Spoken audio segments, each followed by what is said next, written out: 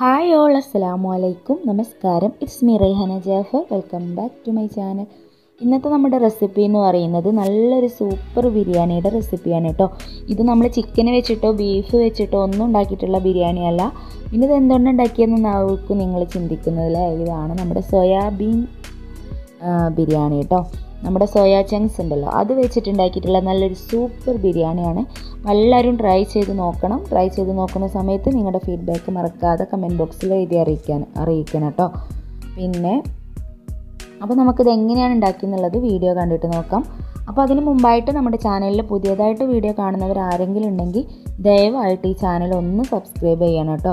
ആ താഴെ കാണുന്ന ആ ചുവന്ന കളറിലുള്ള സബ്സ്ക്രൈബ് ബട്ടൺ ഒന്ന് ക്ലിക്ക് ചെയ്യുക. അതിനോടൊപ്പം കാണുന്ന ബെല്ലൈക്കൺ ഉണ്ട്, അതിൽ ഓൾ എന്ന ഓപ്ഷൻ തന്നെ സെലക്ട് ചെയ്ത് വെക്കുക. അപ്പോൾ ഓക്കെ, നമുക്ക് നേരെ വീഡിയോയിലേക്ക് പോകാം. അപ്പോൾ ഇതിന് വേണ്ടിയിട്ട് ഞാൻ കുറച്ച് സോയാബീൻ ഇവിടെ വെള്ളത്തിലിട്ട് വെച്ചിട്ടുണ്ട്. ഇത് ഞാൻ നല്ല തിളച്ച വെള്ളത്തിലിട്ടിട്ട് ഒരു ഏകദേശം കുറച്ച് സമയം ഒരു മണിക്കൂറൊക്കെ ഒന്ന് നമ്മൾ പച്ചവെള്ളമാണെന്നുണ്ടെങ്കിൽ 1 മണിക്കൂറൊക്കെ വെക്കേണ്ടി വരും. ഇത് ചൂടുവെള്ളത്തിലിട്ട് വെച്ചതുകൊണ്ട് ഞാൻ ഏകദേശം ഒരു 10 മിനിറ്റൊക്കെ വെച്ചിട്ടുള്ളൂ കേട്ടോ. അപ്പോൾ അത്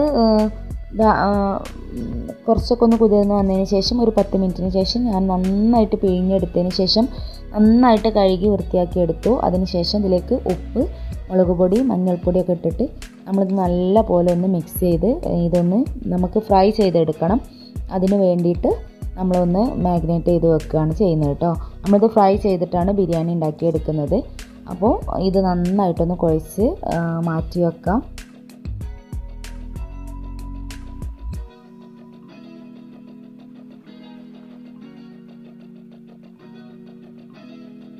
ഇപ്പോൾ ഞാൻ നന്നായിട്ട് ഇതിൽ മസാലയൊക്കെ ഒന്ന് പിടിക്കുന്ന രീതിയിൽ നന്നായിട്ട് കുഴച്ചെടുത്തിട്ടുണ്ട്. ഇനി ഇത് മാറ്റി വെക്കാം.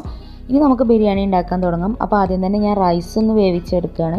അപ്പോൾ ഞാൻ കുക്കറിലാണ് കേട്ടോ റൈസ് വേവിച്ചെടുക്കുന്നത്. നമ്മളിത് പെട്ടെന്ന് ഉണ്ടാക്കുന്ന ഒരു ബിരിയാണിയാണ്, അതുകൊണ്ട് തന്നെ കുക്കറിൽ പെട്ടെന്ന് ചെയ്തെടുക്കുകയാണ്. ഞാനൊരു 2 സ്പൂണോളം നെയ്യും അതേപോലെ 2 സ്പൂണ് ഓയിലും ഒഴിച്ചിട്ട് അതിലേക്ക് ഏലക്ക, ഗ്രാമ്പൂ, പട്ട ഇതൊക്കെ ഇട്ട് കൊടുത്തതിന് ശേഷം നല്ല വെള്ളം ഒഴിച്ച് കൊടുക്കുകയാണ്. അപ്പോൾ ഞാനിവിടെ ഒരു ഏകദേശം 2 ഗ്ലാസ് അരിയാണ് എടുക്കുന്നത്.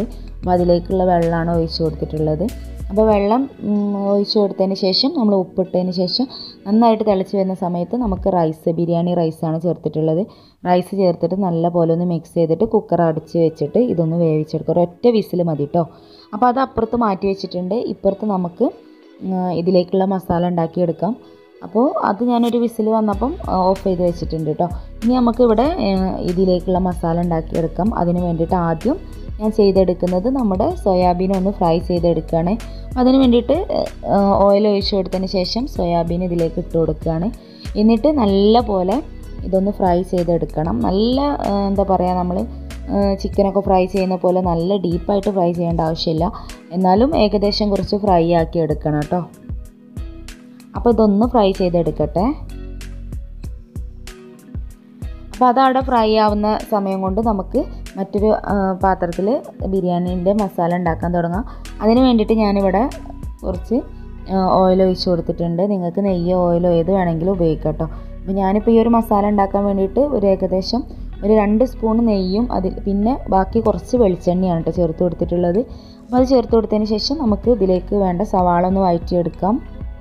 അപ്പോൾ ഞാൻ ആദ്യം തന്നെ ഇതിലിട്ടിട്ട് നമ്മൾ ഒരു സവാള ചെറുതായിട്ട് കനം കുറച്ച് അരിഞ്ഞതിന് ശേഷം ഇതൊന്ന് ഫ്രൈ ചെയ്ത് മാറ്റി വെക്കാം.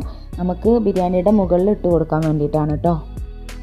അപ്പോൾ ഇത് നല്ല പോലെ ഫ്രൈ ആക്കി എടുത്തിട്ടുണ്ട്. ഇനി ഇത് നമുക്ക് മാറ്റാം, വേറൊരു പാത്രത്തിലേക്ക് മാറ്റാം. നമ്മൾ ഈ ബിരിയാണിയുടെ മുകളിൽ ഇങ്ങനെ സവാള ഫ്രൈ ചെയ്തിടുമ്പോൾ നല്ലൊരു ടേസ്റ്റാണ് അല്ലേ. അപ്പോൾ അതെല്ലാവരും ഒന്ന് സ്കിപ്പ് ചെയ്യാതെ ചെയ്യണം കേട്ടോ. പിന്നെ ഇതേ എണ്ണയിലേക്ക് തന്നെ നമുക്ക് കുറച്ച് അണ്ടിപ്പരിപ്പും ഉണക്കമുന്തിരി ഉണ്ടെങ്കിൽ അതും കൂടെ ഒന്ന് ഫ്രൈ ചെയ്തെടുക്കാം. എൻ്റെ അടുത്ത് ഉണക്കമുന്തിരി ഇല്ലായിരുന്നു, അതുകൊണ്ട് ഞാൻ അണ്ടിപ്പരിപ്പ് മാത്രം ഒന്ന് ഫ്രൈ ചെയ്തെടുക്കുകയാണ് കേട്ടോ.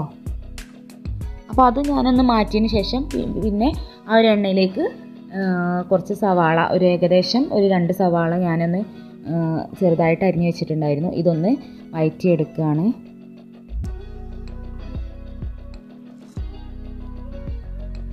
സവാള നല്ല പോലെ ഒന്ന് വഴണ്ടി വരുന്ന സമയത്ത് നമുക്കിതിലേക്ക് ഇഞ്ചി വെളുത്തുള്ളി പേസ്റ്റ് ചേർത്ത് കൊടുക്കണം കേട്ടോ.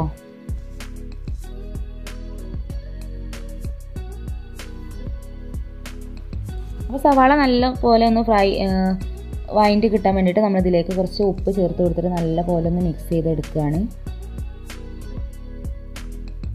എന്നിട്ട് നമുക്കിത് മൂടി വെച്ചിട്ട് നല്ല പോലെ ഒന്ന് വഴറ്റിയെടുക്കണം.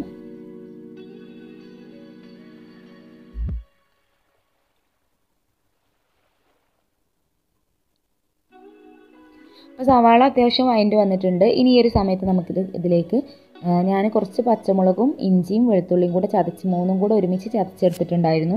അതാണ് ചേർത്ത് കൊടുത്തിട്ടുള്ളത് കേട്ടോ. ഞാൻ ഏകദേശം ഒരു 2-3 പച്ചമുളകും ഒരു കുടം വെളുത്തുള്ളിയും അതേപോലെ ഒരു ചെറിയ പീസ് ഇഞ്ചിയാണ് ചതച്ചെടുത്തിട്ടുള്ളത്. അതും കൂടെ ഇതിലേക്കൊന്ന് ചേർത്ത് കൊടുക്കാം. നിങ്ങൾ എടുക്കുന്ന ക്വാണ്ടിറ്റി എത്രയാണോ അതിനനുസരിച്ച് നിങ്ങൾക്ക് ഇതിലെ അളവുകളൊക്കെ വ്യത്യാസപ്പെടുത്താം കേട്ടോ. ഇത് ഇതിൻ്റെ പച്ചമണമൊക്കെ ഒന്ന് പോകുന്നത് വരെ നല്ല പോലെ ഒന്ന് മിക്സ് ചെയ്ത് വഴറ്റിയെടുക്കാം. ഇനി നമുക്കിതിലേക്ക് മസാലപ്പൊടികളൊക്കെ ചേർത്ത് കൊടുക്കാം.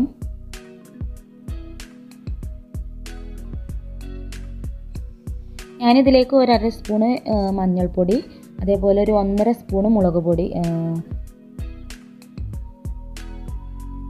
ഇനി 1 സ്പൂണ് മല്ലിപ്പൊടി ചേർത്ത് കൊടുത്തിട്ടുണ്ട്. അപ്പോൾ 1/2 സ്പൂണ് മഞ്ഞൾപ്പൊടി, 1 സ്പൂണ് മല്ലിപ്പൊടി, ഏകദേശം ഞാൻ നേരത്തെ മാറി പറഞ്ഞു പോയതാണ്, ഒരു 1/2 സ്പൂണോളം മുളക് പൊടിയാണ് ചേർത്ത് കൊടുത്തത്.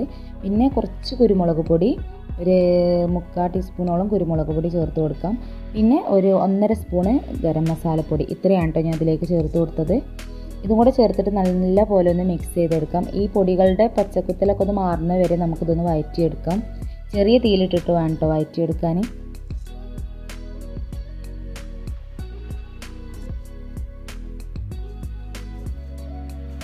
ഇനി ഇതിലേക്ക് നമുക്ക് തക്കാളി ചേർത്ത് കൊടുക്കാം. അപ്പോൾ ഞാൻ ചെറുതായിട്ട് അരിഞ്ഞ് വെച്ചിട്ടുള്ള 2 തക്കാളിയാണ്, ഇതും കൂടെ ചേർത്ത് കൊടുക്കാം. തക്കാളി ചേർത്ത് കൊടുത്ത് നല്ല പോലെ മിക്സ് ചെയ്തെടുക്കാം. എന്നിട്ട് ഈ തക്കാളിയൊക്കെ ഒന്ന് ഈ മസാലയിലേക്ക് നല്ല പോലെ ഒന്ന് വഴണ്ടി കൊഴിഞ്ഞ് വരുന്ന വരെ നമുക്കിതൊന്ന് മൂടി വെച്ചിട്ട് വേവിച്ചെടുക്കാം.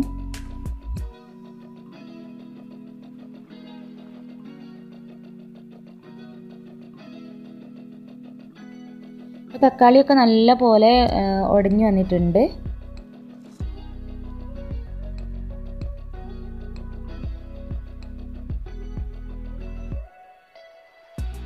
ഇനി ഒരു സമയത്ത് നമ്മളിതിലേക്ക് തൈര് ചേർത്ത് കൊടുക്കണം, പുളിക്ക് ആവശ്യത്തിനുള്ള. അപ്പോൾ ഞാൻ ഏകദേശം ഒരു 1/4 കപ്പോളം തൈര് ചേർത്ത് കൊടുത്തിട്ടുണ്ട്. നല്ല പുളിയുള്ള തൈരാണെന്നുണ്ടെങ്കിൽ നിങ്ങളൊരു 2-3 സ്പൂണോളം ചേർത്ത് കൊടുത്താൽ മതി. അപ്പോൾ ഞാൻ ഏകദേശം ഒരു 1/4 കപ്പോളം തൈര് ചേർത്ത് കൊടുത്തിട്ടുണ്ട്. കുറച്ച് പുളി കുറഞ്ഞ തൈരായിരുന്നു കേട്ടോ. അപ്പോൾ തൈരും കൂടെ ചേർത്തിട്ട് നല്ല പോലെ ഒന്ന് മിക്സ് ചെയ്തെടുക്കാം. ഇപ്പോൾ ഇതാ നമ്മുടെ മസാല ഇവിടെ റെഡി ആയിട്ടുണ്ട്. ഇനി നമുക്കിതൊന്ന് ദം ചെയ്തെടുക്കുകയാണ് വേണ്ടത്. അതിന് വേണ്ടിയിട്ട് ഈ മസാലയിൽ നിന്ന് കുറച്ച് ഞാനൊന്ന് മാറ്റി വെക്കുന്നുണ്ട്. എന്നിട്ട് നമ്മൾ ഇതിലേക്ക് നേരത്തെ വേവിച്ച് വെച്ചിട്ടുള്ള റൈസ് ഇട്ട് കൊടുക്കുകയാണ് ചെയ്യുന്നത്. അപ്പോൾ കുറച്ച് മസാല ഈ ഒരു ചട്ടിയുടെ താഴെ വെച്ചിട്ട് കുറച്ച് മസാല എടുത്ത് മാറ്റിയിട്ടുണ്ട്. ഇനി ഇതിൻ്റെ മുകളിലേക്ക് നമ്മൾ റൈസ് ഇട്ട് കൊടുക്കുകയാണ്. റൈസ് ഇട്ട് കൊടുത്തതിന് ശേഷം ഇതിൻ്റെ മുകളിലായിട്ട് കുറച്ചും കൂടെ മസാല ഇട്ട് കൊടുക്കാം.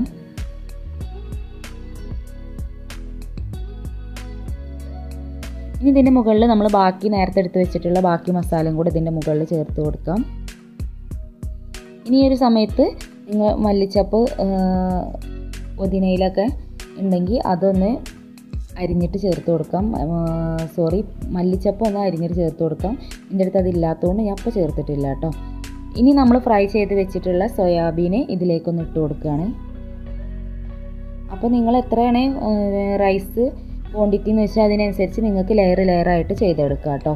അപ്പോൾ ഞാൻ കുറച്ച് 2 ഗ്ലാസ് റൈസേ വെച്ചിട്ടുള്ളൂ, അതുകൊണ്ട് തന്നെ ഈ ഒരൊറ്റ ലെയറാണ് കേട്ടോ ചെയ്തെടുക്കുന്നത്. ഇനി ഇതിൻ്റെ മുകളിൽ ബാക്കിയുള്ള റൈസും കൂടെ ഇട്ട് കൊടുക്കുകയാണ്. ഇനി നേരത്തെ ചെയ്ത പോലെ തന്നെ നമ്മൾ മസാലയും ഈ ഒരു സോയാ ചങ്ക്സും ഒക്കെ ഇട്ട് കൊടുത്തതിന് ശേഷം നമ്മൾ ഫ്രൈ ചെയ്ത് വെച്ചിട്ടുള്ള സവാളയും അതേപോലെ അണ്ടിപ്പരിപ്പും ഇതൊക്കെ ഇട്ട് കൊടുക്കാം.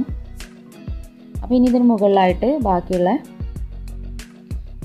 സോയാബീനൊക്കെ നമ്മൾ ഇട്ട് കൊടുത്തതിന് ശേഷം നമുക്ക് അണ്ടിപ്പരിപ്പും മുന്തിരിയും ഈ ഒരു ഫ്രൈ ചെയ്ത് വെച്ചിട്ടുള്ള സവാളൊക്കെ ഇതിൻ്റെ മുകളിലിട്ടിട്ട് നമ്മളിത് ദം ചെയ്തെടുക്കുകയാണ്. അപ്പോൾ ഇത്രയേ ഉള്ളൂ നമ്മുടെ സോയാബീൻ ബിരിയാണി നല്ല ഈസി ആയിട്ട് നമുക്ക് പെട്ടെന്ന് ഉണ്ടാക്കിയെടുക്കാൻ പറ്റും കേട്ടോ. ഇതൊന്ന് മൂടി വെച്ചിട്ട് ഏകദേശം ഒരു 10 മിനിറ്റോളം ഒന്ന് ദം ചെയ്തെടുക്കുക, ചെറിയ തീയിലൊന്ന് ദം ചെയ്തെടുക്കുക. ഇപ്പോൾ ഇതാ നമ്മുടെ ബിരിയാണി ഇവിടെ റെഡി ആയിട്ടുണ്ട്. ഇനി നന്നായിട്ടൊന്ന് മിക്സ് ചെയ്തെടുക്കാം. എല്ലാം കൂടെ ഒരുമിച്ച് മിക്സ് ചെയ്യുക കേട്ടോ. എല്ലാം കൂടെ ഒരുമിച്ച് നന്നായിട്ട് മിക്സ് ചെയ്തിട്ട് നമുക്കൊരു പാത്രത്തിലേക്ക് സെർവ് ചെയ്യാം. അപ്പോൾ ഇത്രയേ ഉള്ളൂ, നമ്മുടെ ടേസ്റ്റി ആയിട്ടുള്ള അടിപൊളിയായിട്ടുള്ള നമ്മുടെ സോയാ ചങ്ക്സ് ബിരിയാണി ഇവിടെ റെഡി ആയിട്ടുണ്ട്. എല്ലാവർക്കും നല്ല ഇഷ്ടപ്പെടും. എല്ലാവരും ഒന്ന് ട്രൈ ചെയ്ത് നോക്കുക. ട്രൈ ചെയ്ത് നോക്കുന്ന സമയത്ത് നിങ്ങളുടെ ഫീഡ്ബാക്ക് മറക്കാതെ കമൻറ്റ് ബോക്സിൽ എഴുതി അറിയിക്കുക കേട്ടോ. നിങ്ങൾക്ക് ഈ വീഡിയോ ഇഷ്ടപ്പെട്ടിട്ടുണ്ടെന്നുണ്ടെങ്കിൽ ഒന്ന് ലൈക്ക് ചെയ്യുക. പിന്നെ നിങ്ങളുടെ ഫ്രണ്ട്സോ ഫാമിലിക്കൊക്കെ ഒന്ന് ഷെയർ ചെയ്ത് കൊടുത്ത് സപ്പോർട്ട് ചെയ്യുക കേട്ടോ.